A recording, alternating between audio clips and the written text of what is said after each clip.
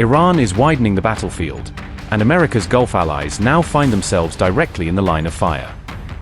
For the 10th straight night, American warplanes and drones have returned to strike targets across Iranian territory. U.S. Central Command says the latest operation is aimed at further degrading Iran's military capabilities. U.S. Central Command statement read, and I quote, "Today at 4 p.m. Eastern Time, U.S. forces began a new round of strikes against Iran at the Commander-in-Chief's direction.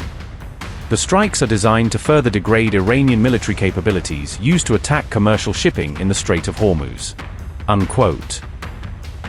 Southern Iran has once again come under heavy bombardment as another night of strikes rocks the region. Iranian media reported fresh explosions in Bandar Abbas and Sirik as air defenses scrambled into action. The Revolutionary Guard claims it intercepted an American cruise missile during the latest wave of attacks. Air defense batteries were activated around the Bushehr nuclear area after reports of incoming threats.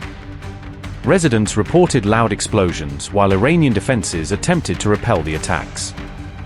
Tehran now accuses Washington of targeting the Darkhovin nuclear facility during the latest offensive. Iran is calling on the international community to condemn what it describes as unlawful aggression. The Iranian government says it has formally raised the issue before the UN Security Council. Meanwhile, another maritime incident has intensified fears over security in the Strait of Hormuz. Reports say an unidentified projectile struck a commercial tanker in one of the world's busiest shipping lanes. Iranian media says this is yet another attack threatening global energy routes. Qatar has publicly condemned Iran's latest attacks, warning that the conflict is becoming increasingly dangerous for the Gulf region. Qatar's Ministry of Foreign Affairs statement read, and I quote, "The state of Qatar condemns in the strongest terms the renewed attacks launched by the Islamic Republic of Iran on the territories of both the sisterly state of Kuwait and the sisterly kingdom of Bahrain, and considers them a flagrant violation of the sovereignty and territorial integrity of the two countries, and a blatant breach of international law, the Charter of the United Nations and the principles of good neighborliness."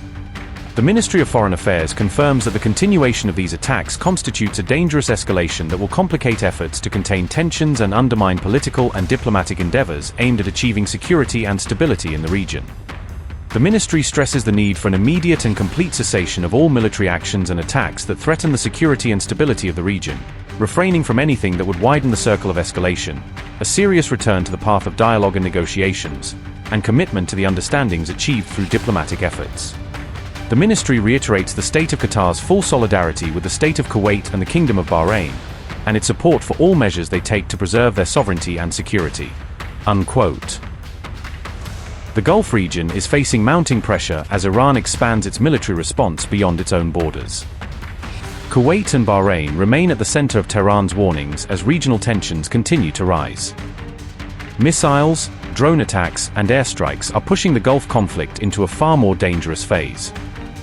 Neither Washington nor Tehran appears willing to ease military operations as the confrontation intensifies.